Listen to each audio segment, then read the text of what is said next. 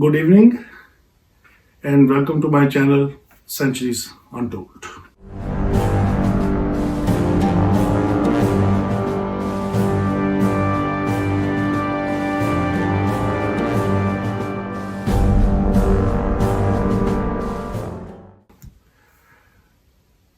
Today's topic is a special topic that I thought I will make a video out of it. It is a topic that has recently been surfaced again. So I thought that I will make a video and provide facts, background, history of it, and way forward for it. The topic today is a Durand Line, an international border between Pakistan on one hand and Afghanistan on the other hand. The international border between those two countries sometime is referred to as Durand Line, Durand, Durand Line. It is named after a British Indian civil service official who worked with the Emir of Afghanistan in the 19th century. So I'm going to give you some background, some facts, some history behind it. Okay? What happened actually? And why this Durand Line is brought up from time to time, right? Now, I will say a few things before I go into quick history. So I'm going to make a quick video out of it, this basically. So I would say this. So this is a non-issue. Basically, this is a non-issue as far as Pakistan is concerned. Okay? For Pakistan, this is a de facto international border. Okay? With no issue. Now, so then why this issue or this Durand Line is sometimes comes up on surface? It is only surfaced excuse me, by Afghanistan. Okay? Because I would say this. Now my audience here are Pakistani people, definitely, yeah. But particularly my audience for this video are the Afghani people. So they need to understand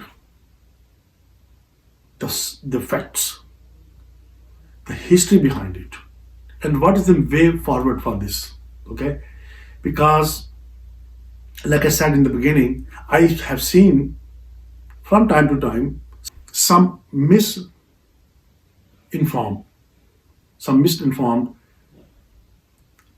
Afghani intellectuals, so-called intellectuals, sometimes politicians, Afghani politicians. They raise this thing, what is called Durand Line. Okay. When I watch those people, I wonder what is their real motivation, right? Because either they don't know behind the facts, the history behind it, or they do know it and they just want to keep it for the sake of whatever, right? I understand they have some feelings about it, but let me put the facts first, okay? Then we will discuss quickly. So, what is a Durand Line? So, we have to go back in time a little bit, not too far, but in the 19th century. Okay? So, as most Pakistanis, most Afghanis know, that after the fall of Ahmad Shah Abdali's family in the late 18th and early 19th century, Afghanistan was kind of in a chaos from, I would say, from 1820 onward. The powerful Sikh Empire in Punjab took over a lot of areas, which is currently part of Pakistan's northwest frontier or Khyber Pakhtunkhwa. So Peshawar was taken sometime around 1820s by Sikh Empire. So Punjab was, sorry, the Peshawar, the city of Peshawar was gone forever. So moving forward,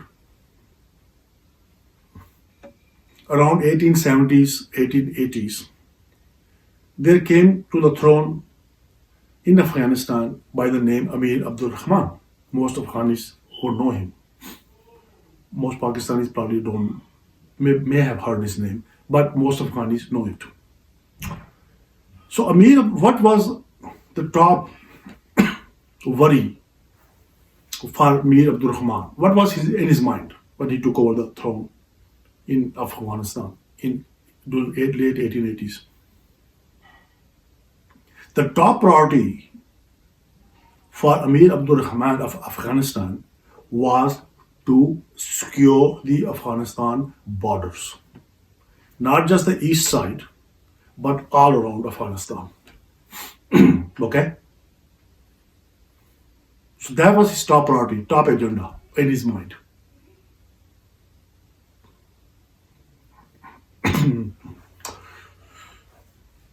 So where did he start? He started first with Iran, the western part of Afghanistan. I may show a map behind you, okay, so that you can understand. But understand, if you look at the map, go to Google, look at the map, the western part of Afghanistan that borders with Iran today, he started from there. So he started negotiations with Irani king, Irani Shah at that time. So after a few round talks, the western border of Afghanistan with Iran was settled. Okay? So what was the next thing in his mind? The northern border, okay? The northern Afghanistan, today's border. Because Russian Empire was actually knocking at Afghanistan's door from north. Okay? So you go back to Google, if you look at the Google, you will see the map from the north that borders from the current borders of Afghanistan in the north, okay, with Tajikistan and other areas. So again, same thing happened over there. Amir Abdul Rahman sent delegations to Russian Empire, representative from Russian Empire, and they start negotiating each other. And at the end of that negotiations, Amir Abdul Rahman and the Russian Empire, the Tsar actually, signed a document which actually established the northern border of Afghanistan, which is current border of Afghanistan through Tajikistan and those. In the process of that, couple of cities were drawn, which Amir Abdul Rahman thought that will come to Afghanistan. They went to Tajikistan and Central Asia. So he lost those cities, by the way. Okay? So his northern borders were secured with the treaty with the Russian Empire. His western border was secured by Iran at that time. So what was the only thing left for him? The only thing that left for Amir Abdul Rahman is the eastern border of Afghanistan that time. Okay? That was still open, porous, not defined. So who he had to negotiate that with? Who was in power in India at that time? Not the Mughal Empire, okay? But the British. British were the governing India at that time.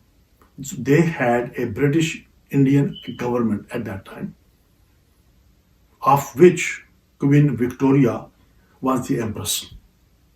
She was made the Empress of India in 1877, I believe. Okay? So it was not Mughals, but the British Indian government. Okay, so Amir Abdul Rahman started, excuse me, started to negotiate with British at that time to do exactly the same thing which he did with the northern side of the border with Russians and with Iranians on the western side. So he started to do the same negotiation with British to establish his border between India and Afghanistan at that time. But before he did that, he asked the British, so let's set up a combined survey team who will survey the whole area from, from Balochistan all the way to north between India and Afghanistan at that time. British agreed. So they set up a committee, a group, there were some Afghani people part of that committee and some British Indian civil servant people were part of that. They took months, few months, I think 6 to 9 months. And they surveyed the whole area from all the way down to Balochistan, all the way up to north. And they submitted their report to both governments, the British government in India and to Amir Abdul Rahman of Afghanistan. And in that survey, they actually say, okay, these are the potential areas where a future border between British India that time, and Afghanistan could be drawn. So Mir Abdul Rahman saw that. He knew that. He shared this with his people, whoever he had to share with on his side. The British government obviously looked at that and they sent it the report, survey back to London. After that, after Amir Abdul Rahman agreed to move forward with this thing, then they start doing the negotiations just as he did with Russia and with Iran on the north and west side. Again, there were rounds of negotiations between two countries at that time, 1890s, 1893, I believe. And so at that point, they formed a group, a committee again. In that committee, both representatives from Amir Abdul Rahman of Afghanistan and the British Indian government were part of that. And it was led by a British Indian civil service official named Durand. Therefore, this line is called Durand Line. Mortimer Durand, that was his name. He was a very senior, experienced civil service person. Okay? So he had a task in his head to draw a border, right? And in his committee and his group, he had representatives from both sides. So it's not just the British enforced it unilaterally. That's what a lot of Afghani people want to believe. That's not true at all.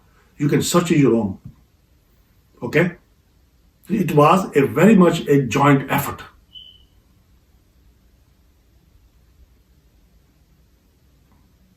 Therefore, after rounds of negotiations between two countries, a final line was drawn. Okay? And once the final line was drawn, it was obviously sent, the final document draft was sent to both countries, both governments.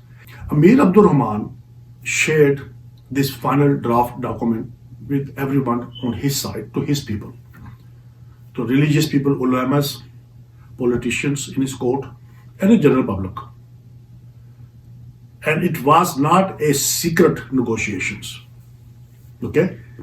Like some people want you to believe. It's not like that. It was not like that, okay? It was open negotiations. And the final border that was drawn, defined by both governments, was widely circulated by Amir Abdul Rahman on his side of Afghanistan. He distributed a lot of copies at that time, in 1890s. Okay? So there was no doubt. And he actually advocated for it. He went to a lot of places. He made speeches, Amir Abdul Rahman made a lot of speeches where he said that this is the best outcome for Afghanistan, for Afghani people. to have their border secured. And he gave examples how he has secured his northern border with Russia and his western border with Iran. So now he has secured the eastern border with British India at that time. And in fact, he made a great progress by that. He was able to secure Afghanistan's border at that time and in future, which is currently in existence. Okay?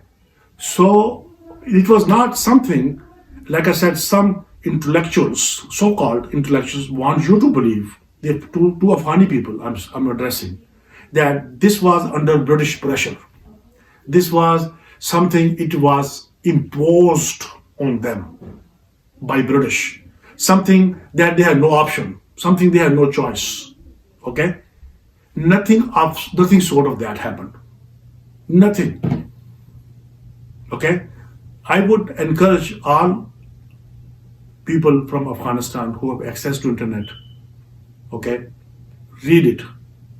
Don't be emotional. Okay? Read the facts. Okay? These signed documents by both parties are still preserved in present. I believe if you go to British Museum in London, you can see that. I believe so. An archive somewhere. So there was not like, British obviously wanted a secure border with Afghanistan, no question about it. But does this mean they were pressuring Afghanistan, the Mir Abdul Rahman, to accept that line, the border? No. It was other way around. It was Mir Abdul Rahman who wanted to secure the borders. Very important to understand this thing. So it was a win-win situation for both sides. For British India, now they knew that the border is defined. So they can, they can focus more on their side and not have to worry about armies, invasions, invaders crossing the border, coming from Afghanistan through Khyber Pass, right? So they don't have to worry about that because now there's a border. Similarly, for Afghanistan that time, they were at ease that British will not invade Afghanistan like they did in the past, right? So they were at peace. Okay, now we have border, document has been signed. Most likely, British will not invade Afghanistan. Okay, it was good for Russia too because now there's a buffer state between British and Russia in the middle of Afghanistan. So it was all win-win situation for Afghanistan. They got their country's border secured. Okay, so that's the history behind it. And it is called Durand Line because of this British official who was, I think he was the most senior person of that committee who draw the borders with the consent of both governments. Again, keep in mind the important piece, it was not imposed on Afghanistan. That's very, very misleading, propaganda. Okay? Okay, so that's a quick history behind it. Now, one other point. This treaty that was signed by Amir Abdul Rahman was ratified again in 1912, 1919, I believe, 1923, and then again in 1947 when British finally left. Okay? So it's not like just like signed only one time and that's it. It has been ratified from time to time to make sure there's no doubt about it, that this is the de facto international border between Afghanistan and now obviously Pakistan, right? So that's a brief history. I hope that this will be helpful to everyone to understand and know the facts before they start jumping emotionally. Okay? Now in present, why this issue has been raised, from time to time. Why? I don't know the answer for that, but my guess is some Afghani nationals, they raise this issue for their own political agendas. Who knows? We don't know. They know nothing can be done about this, right? Nothing can be done about this. So then why they raise this Durand Line? I think to gain a political benefit in their own country. That may be the short answer. Okay. Okay. So the question is the question now is what now? Okay. Is there anything can be done? Okay. Before I answer this question, I also hear from time to time some of these misinformed Afghani nationals. Oh, look, the whole Pashtun belt. You probably have heard that the Pashtun belt was divided. Half Pashtun are this side, half Pashtuns are the Afghanistan side. The British did this, British did that. Again, I already gave you the facts. It was not British. It was Amir Abdul Rahman himself who wanted that line. Did he not know that by doing that, the Pashtuns will be divided in two areas? Obviously, he know that. But I will tell you two things. You hear about this thing that Pashtuns were divided. Oh, in this side, now half the more Pashtuns are living in Pakistan than in Afghanistan. The Pashtuns, not the Afghani, not everybody, but the Pashtuns. Excuse me. But historically speaking, the Pashtuns who were living what is today's Pakistan's province of Khyber Pakhtunkhwa were somewhat different, yes, from the Pashtuns of Afghanistan. Yeah, they may be Pashtuns, but like tradition-wise, somewhat cultural-wise, they were not exactly the same people. Okay. So to use this rhetoric of Pashtuns were divided, those Barbar, that does not work. I give you an example, so maybe you understand. In 1947, when British left, right, the great province of Punjab was divided, right? You know that. Everybody knows that. The Punjab was divided. 40% Punjabis became part of India, and probably 65 to 70% became part of Pakistan. So let me ask you this question. Isn't the Punjab was divided too into East Punjab and West Punjab? Were the Punjabis were not divided on both sides? Have you ever heard this is the Punjabi belt? No. Have you ever heard that the border between India and Pakistan today is a line, excuse me, on some British official's name, right? No, you don't hear that. The Punjabi people on both sides don't raise these kind of issues because they know this is a fact. That's what the history demanded that time. Okay? That's how it meant to be. So similarly, when this thing happened on the Afghanistan and the Khyber Pakhtunkhwa now in Pakistan, that things happen. So now, in 2025, what is the purpose of this Durand Lines issue that you hear on the news? Nothing. Like I said, from Pakistani perspective, it's a non-issue for them. You ask any Pakistani, regardless of if that person is intellectual or ordinary person, not with a lot of education, doesn't matter. It's a non-issue for them. That is the de facto international border. Okay, and that's how it's going to be. I mean, let me ask this question. When you hear this, that we do not accept Durand Line from Afghanistan, what exactly they are saying? And what exactly they want to do? Do they want to merge with Pakistan? Became part of Pakistan? Is that what they want? Bring the Pashtun population to Pashtun areas to Pakistan? Is that what they want? We do not accept Durand Line. Some Afghani people, you hear that from time. So are you what are you proposing? What do you suggest? That Pakistan give up its whole area of Khyber Pakhtunkhwa back to Afghanistan? You know that you know that we know that that is not going to happen. Simple as that. I will put it simply. That's not going to happen. Okay. So what is going to be? My short answer to my Afghani friends is this: they just have to accept it. That is the international border. Pashtuns who are Pakistani Pashtuns, are very happy.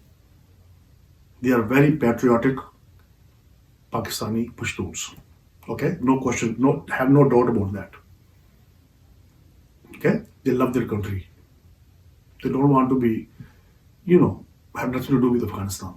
Similarly, I assume the Pashtuns, the Afghani Pashtuns, are also patriotic to their country. That's fine. There's nothing wrong with that. Both sides are living happily. What is needed for Afghanistan to focus on is to improve, obviously, the condition of their people, because Afghani people have suffered a lot in the last 40, 50 years. And I will tell you this, and I will always say that Pakistan is not Afghanistan's enemy. Pakistan is not your enemy. Pakistan wants peace in Afghanistan. Pakistan always care about Afghanistan, okay? Please understand this thing. Who is your real friend and who is not your friend? Okay, you need to really pay attention to that. Okay? So, I hope today's video will definitely have provided some insight to this issue. Not issue, but this topic. And I hope you have gained some more insight to this. More rational approach. Okay? Emotional approach is not going to work. It never works. Especially on this topic. Especially when your neighbor, Pakistan, is a very powerful country. Okay? That's not going to work. And I also hear, interestingly, from Afghani people, look, British came, USSR came, USA came, we all kicked them out. Oh, we, have defeated all of them. So we can deal with Pakistan. No, you cannot. Why? Because those countries came from overseas. They were not part of this world. Pakistan is your next door friendly, brotherly country. Okay? They are also local, like you are. We also have a huge Pashtun, patriotic Pakistani Pashtuns population. Okay? So it's not going to be the same. So that approach that we kicked out British, Russians, and USA is not going to work with Pakistan. Okay? Please understand this thing. And my advice will be, please focus on the development of Afghanistan, which is really ruined because of the 40, 50 years devastation of war. Okay? People of Afghanistan obviously need to be part of the civilized world. Okay? So I hope you have liked my video, enjoyed my video, the information I provided on this topic. And please do provide me your comments. And if you have any question on this, please send me a question. I will try to respond. And also I will request to subscribe my channel and hit the bell icon so you can get notifications and more videos on this topic and similar topics in the future. Thank you very much and good night.